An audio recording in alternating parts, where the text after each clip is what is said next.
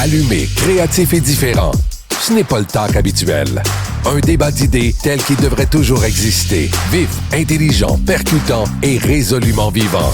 Brick Villemur. C'est demain le jour de l'indépendance américaine. Je pose la question, on la pose aux auditeurs en 187 Cube Radio. Qu'est-ce que deviennent les États-Unis? C'est drôle, de mon vivant, là, on n'en a jamais autant parlé, Karima. Par contre, on est aussi très, très biaisé. Je regrette, mais c'est vrai, là, depuis que Donald Trump a instauré des tarifs, on dirait qu'on ne fait plus tellement la différence entre les États-Unis, le peuple américain, l'histoire des États-Unis et cet homme. Et je pense que c'est aussi beaucoup de sa faute. Il accapare beaucoup d'attention. Ça devient plus clair qui est-il. On va essayer d'en parler différemment avec Gérald Olivier, qui est journaliste franco-américain, chercheur à l'Institut Prospective et Sécurité en Europe. Il est auteur du livre également Cover Up, le clan Biden, l'Amérique et l'État profond. Bonjour, bienvenue à l'émission. Bonjour, merci à vous. Un mot d'abord sur ce regard qui a beaucoup changé sur l'Amérique. J'ai l'impression qu'il y a encore quelques temps, là, ça fait pas si longtemps, on était admiratif, on était même envieux. Et là, il y a beaucoup de colère. Là. Je parle de la bouche d'un Québécois qui habite au Canada. On ne regarde plus les États-Unis de la même façon. Est-ce que vous avez observé ça? Écoutez, oui et non, parce qu'en fait, tout dépend si on lit les journaux, si on regarde la télévision, on écoute la radio, ou bien si on est sur place. En ce moment, aux États-Unis, se déroule la Coupe du Monde de football, la Coupe du Monde de la FIFA, tout le monde le sait très bien. L'équipe canadienne est toujours qualifiée pour, je ne sais plus si c'est les huitièmes de finale ou pas. Ce qu'on constate, c'est que les fans de football qui sont sur place sont très heureux du moment qu'ils vivent, qu'ils découvrent une convivialité qu'ils ne soupçonnaient pas, qu'ils découvrent un peuple très accueillant, un certain confort de vie, une certaine générosité également et une certaine facilité de mouvement qui sont propres, je dirais, à la vie quotidienne aux États-Unis, et que sur place, y compris d'ailleurs au Canada, on a tendance à prendre pour acquis, mais qui ne l'est pas forcément quand on vient d'Europe. Donc, le moment international a toujours ses tensions. Je pense que les États-Unis restent malgré tout un grand pays des libertés individuelles, un grand pays où l'individu garde justement une certaine autonomie, une capacité de mouvement, avec, quand on est sur place, pas mal d'attraits, mais il y a certaines voix, dans les médias notamment, qui sont très critiques des États-Unis et qui ont une influence considérable, mais qui ne correspond pas forcément à la réalité des choses. Mm-hmm. Et on entend souvent cette phrase, c'est presque rendu un mantra de dire que les États-Unis n'ont jamais été aussi divisés. Est-ce que vous partagez cette affirmation-là ou, dans les faits, les États-Unis ont toujours été divisés? Ah oui. Il y a eu un petit peu plus d'un siècle une guerre civile qui a fait 600 000 morts.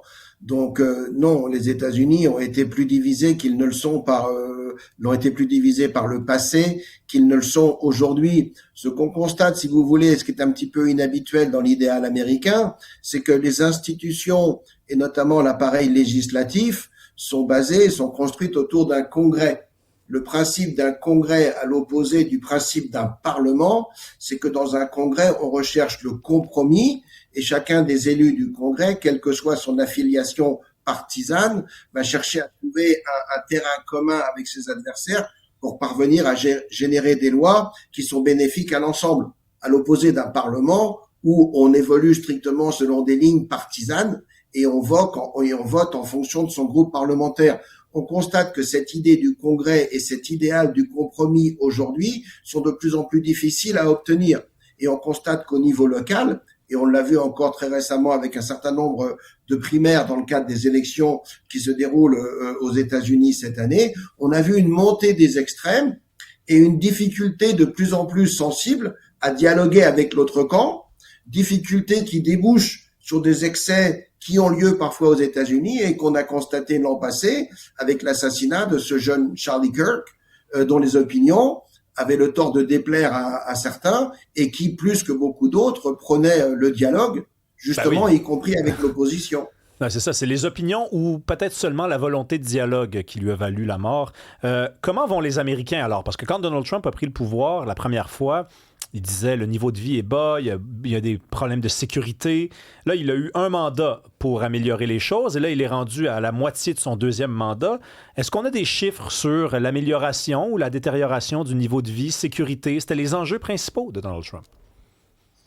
Écoutez, les chiffres existent. Est-ce qu'ils sont mis en avant? Pas forcément. Il y a deux choses fondamentales. Si vous voulez, l'élection de Donald Trump a eu lieu parce que il a réussi à rassembler derrière lui un certain nombre de mécontents et je dirais de perdants entre guillemets de la mondialisation, qui avaient vu leur niveau de vie, leur confort de vie et leur confort culturel être mis à bas depuis plusieurs décennies par la globalisation et par une forme d'invasion migratoire de gens qui venaient d'un petit peu partout et qui avaient pour conséquence de déprimer les salaires vers le bas et donc avec une incidence directe sur le mode de vie. C'est ça l'électorat de Donald Trump. Et Donald Trump a dit, cette situation, ce déclin organisé n'est pas inévitable. On peut, réindustrialiser l'Amérique. On peut, refermer les frontières et mettre l'intérêt des États-Unis avant l'intérêt des restes du monde. Et c'est pour ça qu'il a été élu. Donc, ce qu'on constate aujourd'hui, c'est que les frontières sont fermées. Et ça, c'est quelque chose qui est assez phénoménal parce que pendant longtemps, on nous a dit, c'est pas possible. On ne peut pas empêcher les États du Sud d'envoyer des gens qui veulent venir rentrer chez nous. Ben, la preuve que si, c'est possible. Et puis il y a une réindustrialisation. Vous avez différentes statistiques qui montrent que l'activité manufacturière aux États-Unis a quand même repris au cours des 2 ou 3 dernières années. Et puis, il y a une troisième statistique qui, pour l'instant, n'est pas mise en avant, mais qui est réelle, qui est la chute des homicides. Les États-Unis sont un pays violent, sont un pays où les armes circulent, où la criminalité est réelle et où les homicides se chiffrent chaque année par plusieurs, parfois dizaines de milliers. Et on constate que depuis 2024, il y a une chute considérable du nombre des homicides et de cette criminalité ordinaire aux États-Unis. Donc, d'un certain point de vue, les choses s'améliorent. Maintenant, sur le plan économique, est-ce que le portefeuille des Américains est beaucoup plus épais aujourd'hui qu'il ne l'était avant?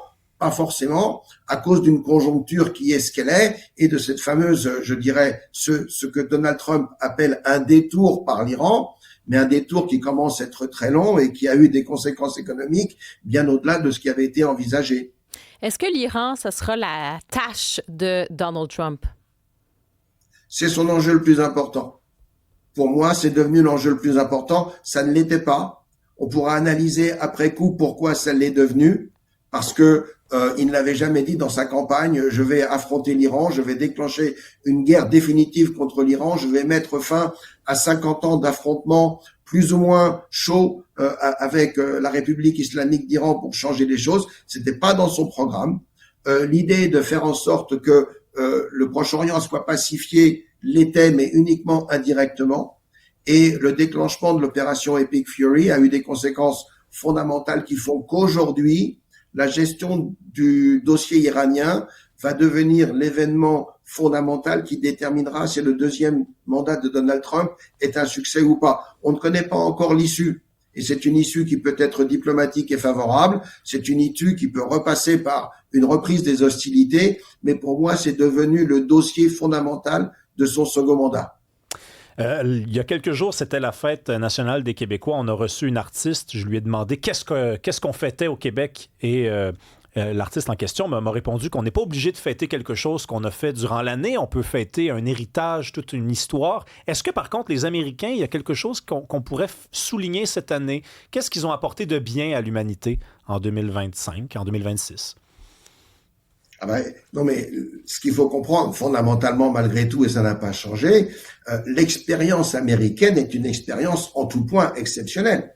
Il y a un exceptionnalisme américain qui est absolument incontestable, parce que malgré tout, les Américains et les pères fondateurs en 1776 d'abord, et quand il y a eu la rédaction de la Déclaration d'indépendance, ce qu'on célèbre aujourd'hui, et puis en 1787, quand il y a eu la rédaction de la Constitution qui ont fondé les États-Unis modernes, ils ont fondamentalement révolutionné le monde parce qu'ils ont mis en avant des principes qui jusqu'alors ne l'étaient pas. Et ces principes, c'est d'abord 1, la liberté individuelle, 2, des droits inaliénables, 3, ce contrat social qui fait que le gouvernement ne peut agir qu'avec le consentement des gouvernés, ce qui était à l'époque des notions qui étaient relativement nouvelles, et ils ont invité quiconque qui adhéraient à ces notions à se joindre à leur expérimentation. Les États-Unis ne sont pas un pays qui est né d'une forme de colonisation ou d'une occupation géographique d'un territoire.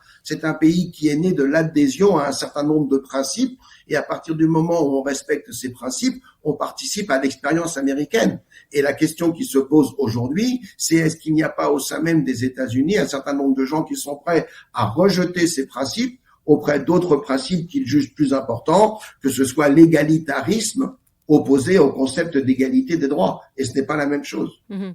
Bon, évidemment, il y aura toujours la question de l'esclavage qui va continuer, évidemment, d'occuper, j'allais dire, les esprits dans cette histoire américaine. Mais je veux qu'on parle de Donald Trump quand même.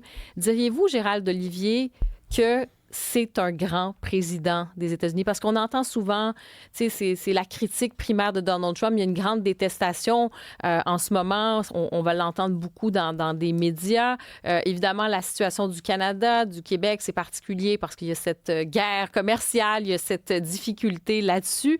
Mais selon vous, selon les Américains, est-ce que Donald Trump est un grand président? En tout cas, c'est un président qui a de grandes ambitions.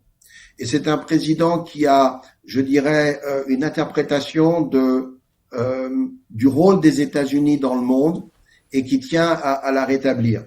Donc, pour moi, il est beaucoup trop tôt pour juger parce que là, il faut quand même un tout petit peu de décalage historique. Mais Donald Trump est le seul président depuis un demi-siècle ou plus qui a eu conscience du rôle des États-Unis dans le monde et qui ait compris que ce rôle était en train d'être dévoyé, et même dévoyé de l'intérieur, ce qui menaçait la perpétuation de l'expérience américaine.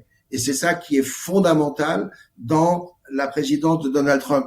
Donald Trump n'est pas un révolutionnaire, c'est un contre-révolutionnaire. C'est quelqu'un qui vous dit, depuis 50 ans, les États-Unis se tirent des balles dans le pied en permanence parce qu'ils refusent de continuer d'adhérer aux valeurs qui ont fait leur grandeur au cours des 2 siècles écoulés. Et moi, je vais rétablir ces valeurs, et moi, je vais revenir à ce qui était et ce qui a fait la grandeur des États-Unis, et je vais à nouveau faire des États-Unis un pays, je dirais, à la fois dominant, admiratif et admiré. Son problème, c'est pas l'objectif, c'est plus la méthode qui est liée au personnage. Mais l'objectif est louable. On verra après s'il a réussi ou pas. Oui, il faudra du temps. En fait, c'est sage de votre part de dire on peut pas le juger en ce moment même. Il faut quand même un peu, vous appelez ça un décalage, mais il faut il faut laisser le temps faire son travail. Merci beaucoup, Gérald Olivier, journaliste franco-américain, d'être venu nous parler différemment des États-Unis. Merci beaucoup. Karima, c'est la question. C'est est-ce qu'on peut, par exemple, même si on déteste Trump, on exclut la personne qui parle, là, quelqu'un qui déteste Trump, être capable quand même d'apprécier ce que les États-Unis ont accompli, ont fait. Est-ce qu'on est plus capable de voir que lui? Et à ce moment-là, je suis obligé quand même de le répéter, c'est un peu de sa faute. Là. C'est-à-dire que c'est pas Trump qui nous a... il n'a pas facilité la vie à ceux qui voulaient faire la part des choses. Oui, puis en même temps, on regarde ça, comme je le disais à Gérald Olivier, on regarde ça avec notre vision de Québécois, de Canadiens. On a des enjeux directs qui affectent notre portefeuille, notre économie. Donc, on voit les choses de façon teintée. Il y a le personnage aussi qui est grossier, qui a une façon d'être et qui peut plaire. Hein. Quand je dis grossier, c'est-à-dire on le voit dans sa façon de s'exprimer. Il va pas avec des gants blancs. Ça dérange beaucoup de monde, mais il est quand même très apprécié, encore une fois, par... il y a une partie de sa base qui le soutient quand même. Puis ça, on a tendance à l'oublier. Puis je regardais, il y avait un sondage qui est sorti, Rémi, un sondage Gallup. Là, en ce moment, 53% là, des 1001 adultes qui ont été sondés en juin, là, ils disent, 53% se disent très fiers ou extrêmement fiers d'être américains. Ça, c'est moins qu'en 2001, en janvier 2001. C'était quand même avant les événements du 11 septembre, là, on s'entend. Donc, peut-être on met ça en parallèle. Il faudrait voir ça avait été comment par la suite. Mais à l'époque, 87% se disaient qu'ils étaient fiers. Mais, c'est là où je veux en venir, les républicains sont encore extrêmement fiers d'être américains à 70 %, et ça, c'est une hausse par rapport à 2001. Fait que les républicains sont plus fiers d'être américains aujourd'hui qu'ils l'étaient en janvier 2001. Contrairement aux électeurs démocrates, sont juste 14 % à être encore extrêmement fiers d'être américains. Eux, c'est une baisse là, par rapport. Mais ce que je veux dire, c'est que tu vois qu'il y a quand même, malgré tout ça, malgré tout ce qu'on peut entendre, le fait que c'est souvent une perception extrêmement négative de Donald Trump dans nos médias ici, ben il y a des Américains qui aiment le style Donald Trump, qui aiment comment il parle, il fait un show, puis il trouve que oui, c'est America First, puis il essaie de faire des choses. Et je suis d'accord avec Gérald Olivier sur l'aspect de l'Iran. Ça, je pense que c'est un tournant aussi, parce qu'il il n'avait pas dit qu'il allait faire ça. Ben c'est ça. Et il se retrouve dans une situation où je pense qu'il pensait être un héros puis régler ça très rapidement. T'sais, lui, il pensait que ça allait être un Venezuela bis, puis dire hey, on met le paquet, on décapite, comme on dit, on neutralise, on va éliminer les grands dirigeants de l'Iran islamique, le régime islamique d'Iran. On s'entend, c'est pas le peuple, c'est le régime islamique d'Iran qui est autoritaire, sanguinaire. On va mettre le paquet. T'as vraiment... On va réussir à faire ça. Et finalement, ça ne s'est pas passé comme ça. Il s'est retrouvé face à des adversaires beaucoup plus résilients, guerre hybride, grand pouvoir de nuisance. Et là, ça s'enlise, ça s'enfonce. Les Américains ne comprennent pas. Fait que je pense que ça, c'est effectivement une grande tâche. Si tu ne vas pas jusqu'au bout de l'affaire, tu te retrouves affaibli. Oui, puis je pense que les gens, tu sais, quand les gens disaient, il a l'air d'être un peu narcissique, d'être un peu égocentrique, de penser qu'il est au top du monde, bien, le fait qu'il se soit planté en Iran, c'est venu confirmer ça. Parce que quand il a dit « je vais me débarrasser de l'Iran », il y a son fameux tweet où il disait « je vais faire quasiment table rase sur l'Iran », qui est une civilisation millénaire. Il était mieux de réussir son coup, parce que si tu le ratais, ben là, l'exemple devenait évident du fait que ce gars-là est mégalomane, puis à s'imaginer qu'il est capable de faire tout ce qu'il veut dans la vie. Rémi, en même temps, là-dessus, je trouve qu'on est un peu malhonnête. Je parle dans les analyses, souvent j'entends des choses, je sais pas si c'est malhonnête, mais il y a comme, c'est parce qu'il y a beaucoup de critiques. Tu sais, les gens critiquent, finalement, effectivement, il est revenu, comme on dit, la queue entre les deux jambes, puis il veut sortir au plus vite, il veut pas s'enfoncer dans le bourbier. Mais c'est quand tu décides d'y aller, c'est où tu vas jusqu'au bout. Puis là, ça demande des ressources. Tu as peut-être des alliés qui vont se mettre aussi. Tu sais, on a décidé, par exemple, pour l'Ukraine. Mais il n'aurait pas réussi. Non. Ben, comment ça, il n'a pas réussi? Mais ils ont perdu l'Irak, ils ont perdu l'Afghanistan, ils ont perdu toute leur guerre. Ils ont même perdu le Vietnam. Attends, je veux juste dire, par exemple, sur l'Ukraine, on a décidé collectivement qu'on mettait beaucoup d'argent pour soutenir cette guerre-là. OK? Pour dire, on résiste, puis on va résister pour freiner les avancées de la Russie. Je te dis pas qu'il faut faire ça ou pas. J'essaie d'analyser vraiment de façon... Là, finalement, tout le monde s'est un petit peu lavé les mains de tout ça. Puis bon, tu me diras peut-être heureusement, on n'a pas le goût, nous non plus, d'aller s'embourber là-dedans. C'est sa guerre, c'est lui qui a décidé de faire ça avec Israël, de bombarder et tout. Donc, Israël a son agenda aussi. Eux le voient comme quelque chose d'existentiel parce que c'est une menace à leur existence même. Donc, ils ont comme leur agenda par rapport à ça. Et tu as effectivement le côté de Donald Trump qui pense que c'est le héros du monde, on va y aller.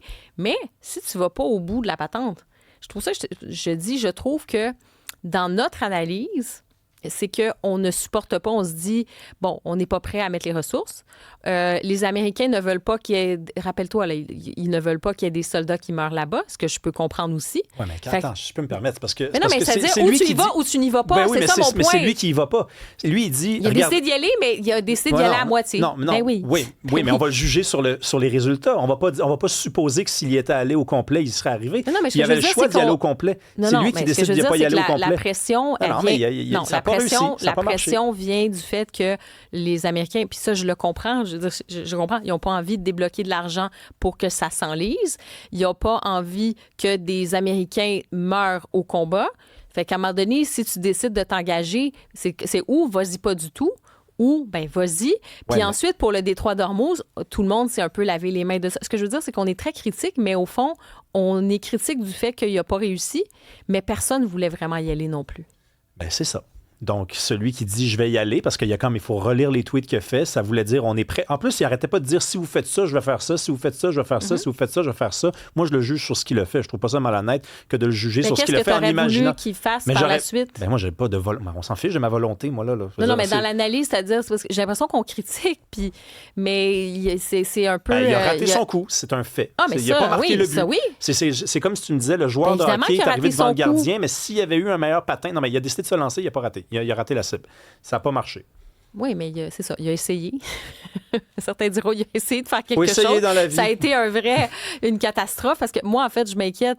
C'est le peuple iranien là-dedans, au final. Parce que quand tu vas pas jusqu'au bout, t'en sors affaibli. C'est toi. Je veux dire, c'est toi qui perds quelque part. Ouais.